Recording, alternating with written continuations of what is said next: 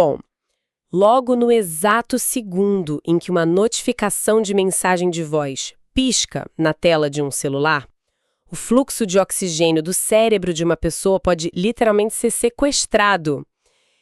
A energia simplesmente abandona, quase que na mesma hora, a área responsável pela lógica e, inunda o centro mais primitivo de sobrevivência.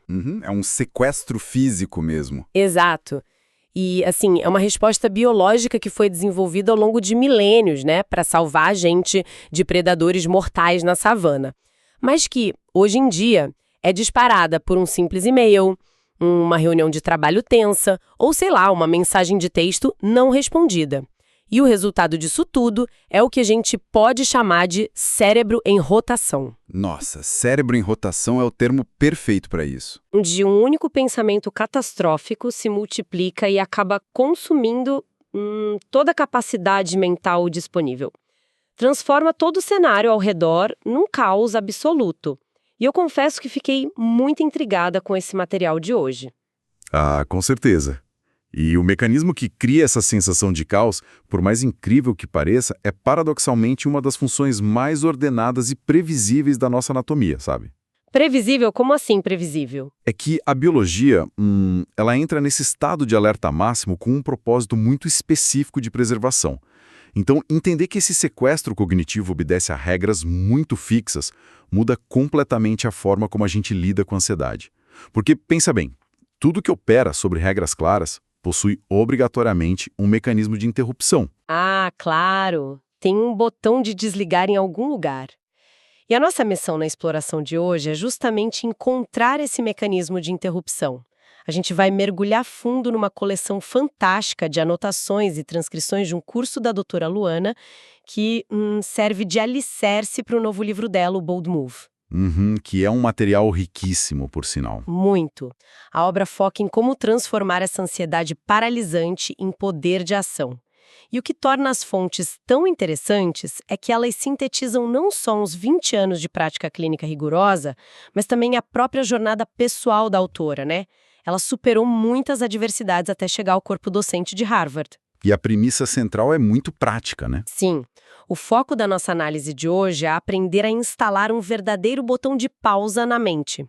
E isso usando a observação de algo que ela batizou de ciclo TEB, que é a sigla para pensamentos, emoções e comportamentos. E vale destacar logo de cara que a abordagem das fontes não foca em suprimir a ansiedade, tá?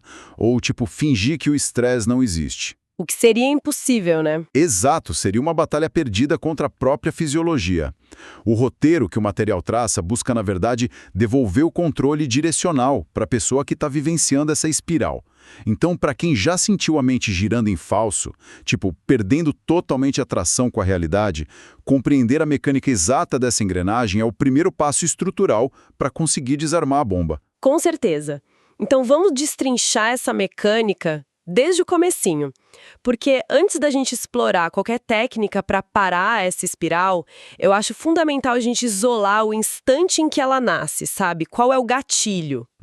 O momento zero. Isso, o momento zero. E as fontes trazem uma história da própria doutora Luana que ilustra isso com uma vulnerabilidade, muito notável. Mostra bem que ter conhecimento acadêmico profundo sobre psicologia não dá imunidade contra os sequestros do próprio cérebro. O cérebro não quer saber se você é de Harvard quando acha que tem um leão na sala. Perfeito. E a história se passa no momento em que ela estava finalizando o rascunho justamente do livro Bold Move. É um livro que, pela própria natureza, não traz só teorias clínicas, né? Ele expõe detalhes bem íntimos das lutas pessoais da própria mãe dela. O que, psicologicamente falando, é um campo minado. Inserir a história familiar de um documento público e submeter isso ao escrutínio da própria família cria um terreno emocional muito instável. Qualquer pequeno estímulo ali pode ser interpretado pelo sistema nervoso como uma ameaça de vida ou morte. Nossa, total! E a tensão chega no ápice quando ela anexa o rascunho do livro num e-mail e aperta aquele botãozinho de enviar para a mãe. Cara, imediatamente após o clique, a tempestade mental se forma. É aquele segundo de arrependimento imediato. Nossa, sim. Os pensamentos começam a disparar numa velocidade absurda. Ela vai odiar o livro, Ela vai se sentir traída porque eu expus as fragilidades dela para o mundo. Será que eu passei de todos os limites? E o medo físico se instala. O corpo dela paralisa na cadeira. O clássico estado de congelamento. Exato. E aí, no meio desse turbilhão absoluto, o que acontece? O telefone em cima da mesa toca e o identificador de chamadas mostra que é a mãe dela. Putz, o gatilho perfeito. E, do ponto de vista neurológico, o toque desse telefone deixa imediatamente de ser um som mecânico normal, sabe? Ele passa a ser codificado pelo cérebro como um alarme de perigo iminente. Tipo uma sirene mesmo. Literalmente uma sirene de ataque aéreo. Quando o cérebro percebe essa ameaça e o contexto de ter acabado de enviar um material ultrassensível garante que a percepção seja essa, a amígdala cerebral simplesmente assume o controle de todas as operações. Dá um golpe de estado no cérebro. Exato, um golpe de estado. A amígdala é o nosso centro de processamento emocional e de detecção de ameaças. Ela não tem tempo para deliberações lógicas ou para pensar com calma. Ela simplesmente dispara as respostas evolutivas de luta, fuga ou congelamento. E aí, ela inunda o corpo todo com adrenalina e cortisol. E a narrativa das fontes descreve o cérebro da autora pegando fogo nesse instante. O coração acelera descompassadamente, o pânico toma conta e aquele raciocínio lógico que ela teria normalmente é substituído por uma certeza catastrófica imediata de que a mãe tá furiosa e que a relação delas vai ser destruída para sempre. É a espiral ganhando força. E a sobrecarga emocional atinge um nível tão esmagador, mas tão esmagador, que o impulso físico de proteção fala mais alto. Ela não atende. Ela simplesmente aperta o botão vermelho e rejeita a chamada da mãe. E, nesse ato, ela relata sentir uma onda passageira de alívio, sabe? Justificando para si mesma que, eu não teria a menor condição de lidar com os sentimentos da minha mãe nesse estado de nervos. E esse comportamento de esquiva, de rejeitar a chamada, é a manifestação física mais pura da resposta de fuga, né? Sério? Sim, porque o cérebro opta pela rota que promete eliminar a ameaça imediata da forma mais rápida possível. Ao rejeitar a chamada, a pessoa corta o estímulo audiovisual do telefone tocando, isso de fato gera uma descompressão quase instantânea. O perigo agudo, pelo menos na percepção imediata, parece que passou. Mas esse alívio é uma armadilha muito cruel, né? O relato mostra que a paz dura, apenas alguns segundinhos. Porque logo em seguida, a tela do telefone acende silenciosamente com a notificação visual de uma nova mensagem de voz. E aí a bomba relógio volta a ticar. Exato. O ciclo de pânico recomeça, só que girando numa intensidade ainda maior do que antes. E isso me leva a uma analogia que eu achei fantástica, pegando emprestado lá do mundo da computação. Pensa assim, quando a amígdala toma o controle e o indivíduo adota esse comportamento de fuga, é como se um programa de computador esbarrasse num erro fatal de código. E entrasse num loop infinito. Isso, um loop infinito. Esse único processo defeituoso começa a exigir mais e mais processamento, consumindo 100% da memória RAM da máquina. A ventoinha do computador começa a gritar, tentando resfriar o sistema, a tela congela completamente e, nenhuma outra função consegue ser executada. O sistema inteiro foi sequestrado. Nossa, essa analogia da memória RAM ilustra com muita perfeição a natureza dos recursos limitados do nosso cérebro. O problema central de ceder à esquiva, que é o ato de desligar a chamada ali, é que isso apenas oculta a interface do programa que está travado.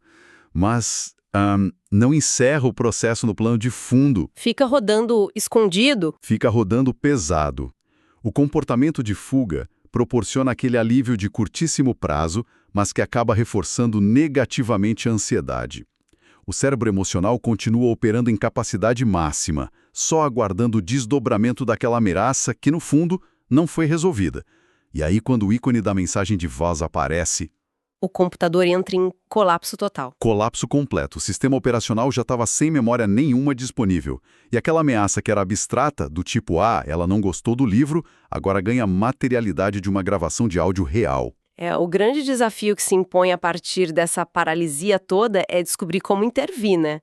Porque se a amígdala sequestrou toda a memória RAM e criou esse loop de consumo total, Como é que a gente força o computador a abrir o gerenciador de tarefas para encerrar esse processo problemático de forma intencional? E a resposta que o material oferece está na ativação intencional do córtex pré-frontal. E eles usam uma estrutura que é fundamental lá na psicologia clínica. E qual é essa estrutura? É o alicerce da terapia cognitivo-comportamental, que a gente chama frequentemente de TCC. No centro da TCC tem o conceito do triângulo cognitivo. É basicamente uma representação visual de como os nossos pensamentos, as nossas emoções e os nossos comportamentos estão inseparavelmente ligados. O famoso cicloTEB. Exatamente. Eles formam um ecossistema fechado, onde uma alteração em qualquer um desses 3 vértices afeta de forma imediata os outros 2. E essa dinâmica é bidirecional e ininterrupta. Então, um pensamento de ruína gera uma emoção de terror profundo. Esse terror gera um comportamento de isolamento. E o isolamento acaba reforçando aquele pensamento de ruína inicial. Perfeito. Que, por sua vez, amplifica o terror, e a engrenagem vai girando cada vez mais rápido. E o cicloTEB, que é justamente essa observação dos pensamentos, emoções e comportamentos que a doutora Luana propõe, é meio que uma adaptação tática e operacional desse triângulo, não é? A proposta não é tipo lutar contra as engrenagens e tentar parar na força bruta, mas dar um passo para trás e enxergar a máquina operando de fora. Exato. E a eficácia de conseguir observar isso ganha contornos muito fascinantes quando a gente analisa sob a lente da neurobiologia. Observar o ciclo TEB envolve a prática de nomear e rotular as emoções em tempo real. E não se trata de, um exercício poético ou uma reflexão filosófica. Não é sentar debaixo de uma árvore e meditar. Não, de jeito nenhum. É uma exigência metabólica mesmo. Porque quando uma pessoa faz o esforço ativo de traduzir uma sensação caótica de angústia numa palavra muito específica, ela está fisicamente recrutando áreas do cérebro que são responsáveis pela linguagem e pelo pensamento analítico. E essas áreas estão localizadas lá no nosso córtex pré-frontal, né? Que é justamente a região do planejamento e da lógica. E é aí que a dinâmica de recursos do cérebro entra em ação. Para que o córtex pré-frontal consiga executar a tarefa de categorizar e nomear a experiência, ele necessita de combustível. E esse combustível é especificamente glicose e oxigênio. Que estavam todos com a amígdala. Exato. Como a amígdala estava monopolizando esses recursos durante o pico de pânico, o simples esforço mental de buscar a palavra correta para descrever aquela emoção obriga o cérebro a redirecionar o fluxo sanguíneo. O ato de rotular o que se sente funciona como um mecanismo físico de desvio de energia. Nossa, entendi. Subtrai-se aquele combustível físico do centro do medo para poder alimentar o centro da razão, o que, invariavelmente, diminui a intensidade daquela resposta emocional mais primitiva. Mas espera aí, tem um conflito lógico aqui que eu, como pessoa muito curiosa, preciso pontuar. Porque se o cérebro emocional consumiu absolutamente toda a capacidade de processamento, de onde é que o córtex pré-frontal vai tirar a energia inicial para realizar esse ato que é, digamos, altamente intelectual, de dar um nome exato para a emoção, sabe? É uma excelente pergunta. Como é que alguém que está lá no meio de um ataque de pânico, com o coração espancando as costelas, respiração curta, vai conseguir executar uma manobra tão complexa de relocação de recursos neurais? Parece que a gente está pedindo para um computador que já está com a tela azul rodar um software de diagnóstico pesadíssimo para consertar a si mesmo. Parece impossível. Mas o paradoxo se resolve quando a gente entende que o cérebro humano é um sistema que é orientado por estímulos e tarefas muito específicos. A amígdala domina o processamento quando a única tarefa que o cérebro tem na frente é sobreviver à ameaça, que é um comando muito vago e generalista. É amplo demais. Muito amplo. No entanto, o córtex pré-frontal pode ser forçado a despertar através de gatilhos estruturados. Ninguém está pedindo que a pessoa no meio do pânico elabore uma dissertação acadêmica sobre os sentimentos dela. Pede-se só a execução de um protocolo que é mínimo e muito mecânico. O direcionamento intencional da atenção atua como se fosse uma faísca de ignição. Entendi. Então é tipo forçar uma reinicialização com uma pergunta simples. Exatamente. Ao forçar a mente a responder a uma pergunta muito específica, por exemplo, qual é o nome exato da emoção que está apertando meu peito agora? Pô, você cria um gargalo de processamento. A amígdala não consegue processar vocabulário complexo. O cérebro é fisicamente obrigado a ligar o córtex pré-frontal para poder responder essa demanda. Isso rompe o monopólio de energia do sistema límbico. E isso nos leva direto para a ferramenta tática que as fontes detalham. Porque é ela que garante que essa faísca aconteça sem que a mente seja engolida novamente pela tempestade de pensamentos. Porque se tentar analisar a complexidade de toda a situação, tipo, todo o histórico de anos da relação com a mãe, as inseguranças sobre o livro, o medo enraizado da rejeição, isso sim seria o equivalente a tentar rodar aquele software pesadíssimo. A carga no processador ia ser enorme. O sistema ia travar de novo. E é por isso que a doutora Luana propõe a técnica de congelar o frame, que as fontes chamam de fotoestática ou still shot. A técnica de isolamento é simplesmente imperativa aqui. E como funciona essa fotoestática na prática? É o seguinte, quando o cérebro está em espiral, ele aglutina o passado, o presente e os medos do futuro numa massa caótica de ansiedade. O conceito de congelar o frame, ou seja, isolar um único quadro dessa situação toda, serve justamente para delimitar rigorosamente o escopo do que vai ser analisado pelo córtex pré-frontal. Nossa, e a precisão desse isolamento fica cristalina quando a gente volta para a história da chamada telefônica. Toda aquela sequência ali durou, sei lá, talvez uns 30 segundos no máximo. Mas dentro desses 30 segundos curtos, não tem só uma grande crise. Tem múltiplos ciclos ocorrendo em cascata, né? Sim, são várias camadas. O instante em que ela clica em enviar o e-mail já gera um ciclo enorme de apreensão e vulnerabilidade. Esse seria o quadro número 1. Aí o momento em que o telefone toca, alguns minutos depois, já gera um quadro número 2, que já é marcado por pânico agudo, taquicardia. E a coisa não para por aí. O instante em que ela pressiona o botão vermelho de rejeitar a chamada é o quadro número 3, caracterizado pela esquiva e por aquele alívio fugaz que a gente comentou. E tem o quarto ainda, né? Exato. Finalmente, a luz de notificação da mensagem de voz piscando na tela forma o quadro número 4, onde a espiral atinge o pico máximo com aqueles pensamentos todos catastróficos. Cara, se ela tentar aplicar o botão de pausa querendo resolver o grande problema com a mãe dela, a amígdala vence a disputa por energia fácil. Então a instrução central da técnica é escolher única e exclusivamente um desses quadros congelados. Apenas uma fatiazinha de milissegundos dessa linha do tempo inteira. É cirúrgico. Muito. Pode ser o instante exato em que o dedo dela pairou sobre o botão de rejeitar a chamada. Ancorar a análise num momento tão microscópico limita radicalmente a quantidade de variáveis que o cérebro precisa processar. E a genialidade de congelar um único frame reside justamente na capacidade de interromper a narrativa.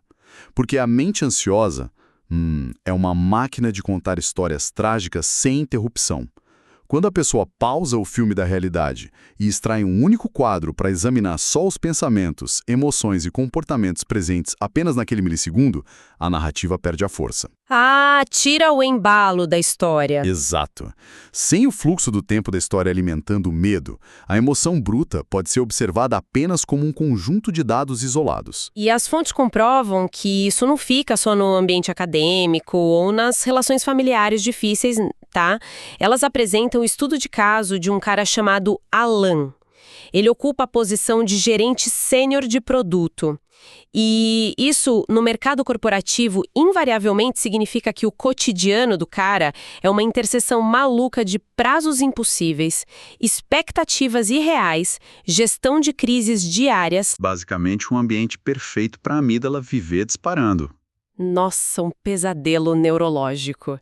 E para lidar com essa pressão contínua, sem perder a tração cognitiva, o Alan sistematizou o botão de pausa na rotina dele.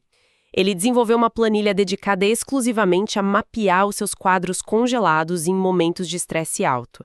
E o aspecto mais fascinante dessa prática, para mim, é o protocolo mental que ele utiliza ao preencher as colunas lá da planilha, que é a estrutura eu noto, eu me pergunto.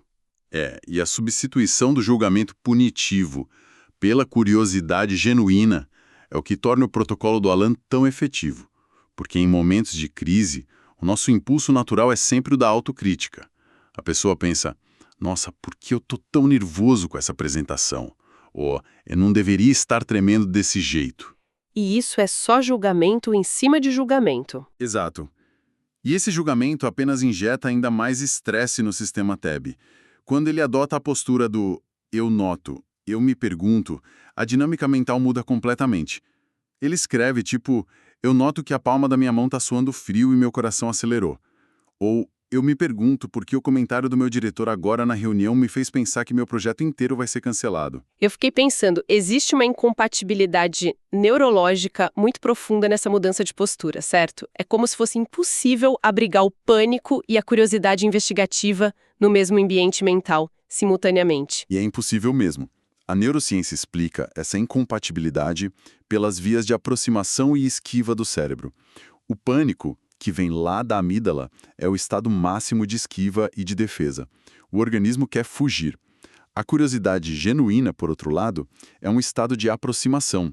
É o nosso impulso de buscar informações, de explorar, de entender um fenômeno. E essas tarefas exigem atividade intensa do córtex pré-frontal e do sistema de recompensa. Ah, são sistemas concorrentes. Totalmente. Biologicamente, o cérebro não consegue sustentar os dois estados de forma concomitante e com a mesma intensidade de uso de energia. Então, ao forçar a mente a investigar as causas do próprio desconforto naquele quadro congelado, usando essa estrutura do eu me pergunto, o além desativa fisicamente as vias de alarme defensivo e acaba ativando as vias de resolução de problemas. Mas vem cá, ao dissecar a própria experiência dessa forma, com planilhas e delimitando quadros tão rigorosos, a gente não corre um risco inerente de sofrer uma paralisia por análise? Imagina só, a pessoa já está com a mente em rotação avançada, aí ela tem que tentar decidir, será que eu devo analisar o quadro em que o cliente levantou a voz ou o quadro exato em que eu olhei para o relógio? Essa busca pela escolha perfeita do frame não tem o potencial de se transformar em só mais um gatilho para a ansiedade? Olha, esse risco de transformar a ferramenta numa nova obsessão existe sim, mas apenas caso o objetivo da pessoa seja alcançar uma compreensão perfeita e definitiva da psique dela naquele exato momento. O que as fontes esclarecem de uma forma muito incisiva e que encontra eco em várias linhas da psicologia mais pragmática é que o valor real da técnica não está na precisão cirúrgica de encontrar o quadro mais traumatizante. Não tem que encontrar o momento certo. Não, o momento certo não importa tanto. O mecanismo de cura neurológica deriva do ato em si de impor um limite de escopo. Quando a pessoa determina que vai analisar o quadro 3 no lugar do quadro 2, o conteúdo do quadro 3 quase não importa. O que importa é que uma cerca foi erguida ali em volta do pensamento. Uma cerca de contenção para a mente. Isso. O cérebro foi forçado a parar de varrer aquele horizonte aberto em busca de ameaças indefinidas e foi direcionado a olhar para um ponto muito específico no chão. A delimitação do foco, independentemente de qual seja de fato esse foco, quebra o loop de consumo desenfreado da nossa memória RAM emocional. Cara, é uma constatação incrivelmente libertadora. O botão de pausa, no fim das contas, não funciona como um interruptor místico que, magicamente desliga o medo e instaura a coragem. Ele funciona como um redirecionamento de atenção deliberadamente microscópico. A ansiedade descontrolada se alimenta muito do infinito, né? Das abstrações e daqueles cenários terríveis que nem aconteceram ou de catástrofes que a gente acha que são irremediáveis.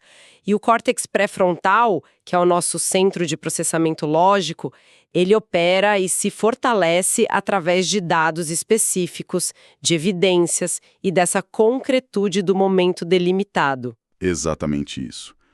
A abstração ilimitada é o habitat natural e o combustível perfeito da amígdala. Já a especificidade rigorosa é a âncora que estabiliza a razão. Ao dominar essa habilidade de congelar o quadro e focar nas engrenagens menores, o indivíduo constrói uma resiliência quase que sistêmica contra a sobrecarga do mundo moderno. Então, tentando sintetizar toda essa engenharia oculta por trás da nossa experiência emocional que a gente explorou hoje através do trabalho da doutora Luana, aquele momento avassalador em que o pensamento vira um redemoinho não é uma falha de caráter ou uma fraqueza. É um sequestro biológico de recursos promovido pelo Centro Primitivo de Sobrevivência do Cérebro. E o mapeamento do ciclo TEB, compreendendo a velocidade com que pensamentos, emoções e comportamentos se influenciam e se agravam, serve meio que como a planta baixa da nossa própria mente. É o mapa do território. Isso, e a técnica de congelar o frame, escolhendo um único milissegundo de experiência e aplicando o protocolo investigativo de curiosidade, acaba sendo a ferramenta prática que força o cérebro a devolver energia lá para o córtex racional. O processo estruturado e comprovado de converter a experiência desordenada do pânico irracional num banco de dados que é observável e, sobretudo, maleável, sabe?